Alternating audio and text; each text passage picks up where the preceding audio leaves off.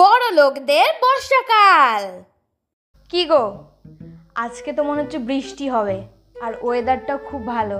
তোমাকে একটা কথা বলি আমি। ডার্লিং, তোমাকে আর বলতে হবে না, আমি বুঝে গেছি।